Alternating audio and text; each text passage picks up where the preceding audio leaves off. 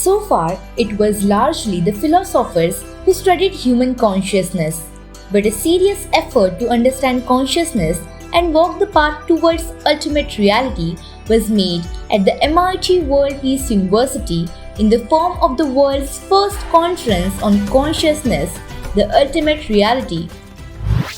So that third Abhidhamma Pitaka, which consists of seven large texts, and the seventh one, Patthana, again it consists of seven texts. And then the whole tradition of the continuation of the Abhidhamma tradition, which largely was furthered in Myanmar, Sri Lanka, was based on Abhidhamma. And the entire tradition was so much focused on the mind tradition only, studying mind only, that it gave the development of the schools of Buddhism in Japan and China, which are known as mind-only school, Vigyapti Matrata. And it started believing in mind so much that at one point of time, these schools started believing that external world doesn't exist at all. So the Vijnanavad, or mind-only school in Japan and China and Korea, they claim that, those schools claim that Vikalpamatram Tribhavam Vahyamarthana Vidyate. All three words are just Vikalpamatra, just mental conception. Vahyam Arthana Vidyate, there is nothing outside. Chitta Matra Avatarana Pragya Tatha Gati Mata. So the whole projection, it is the whole projection of our mind only, external. And if you realize that, then you attain the pragya.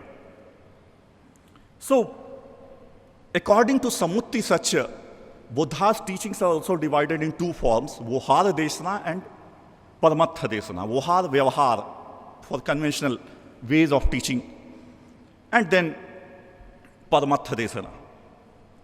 Now, second keyword, ultimate reality. How Abhidhamma deals with ultimate reality. Here the concept of this main conference is consciousness, the ultimate reality. Here it is presumed that consciousness is the only ultimate reality.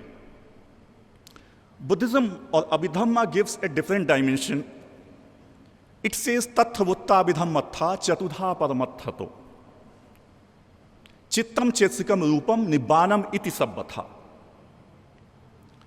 Ultimate, as an ultimate truth, four kind of ultimate truths are defined in Abhidhamma.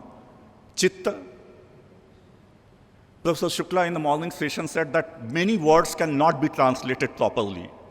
In English, we have the Shraddha, we have many other technical words of Indian philosophy, dharma, of course, which doesn't have any proper translation, and same is the case with Chitta. So Chitta, Chetsik, mental faculties, Roop, material world, and Nibbana. Now we will have to understand from the Buddhist perspective that when Buddha is talking of the four ultimate realities, so Buddha is not talking of these four ultimate realities in the way Brahma is presented in Advaita Vedanta. Because there will be a huge philosophical problem if we will start believing the four ultimate reality. Buddhism talks of the four ultimate reality in the terms of abstract reality or irreducible reality, where you cannot go further. You cannot further reduce any entity. So in that way, these and Chitta and Chetsika are totally focused on the different dimensions of the explanation of the consciousness. So here in Buddhism, mind, consciousness are like synonyms. So it has used for consciousness three words, Chitta, Mana, and Vijnana.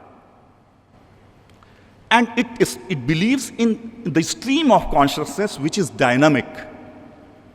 And it says that because that stream is so, it is so rapid that because of this rapid stream, we often believe that there is some eternal permanent soul is there.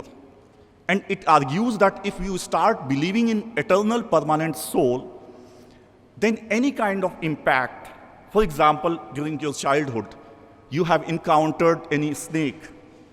So that fear will be there on your soul, that impact. If on the something is eternal and it has got the impression of that fear, so that impression should also be an eternal impression, which actually doesn't happen. In due course of time, that impression is reduced. At young age, you have almost have little impression of that fear.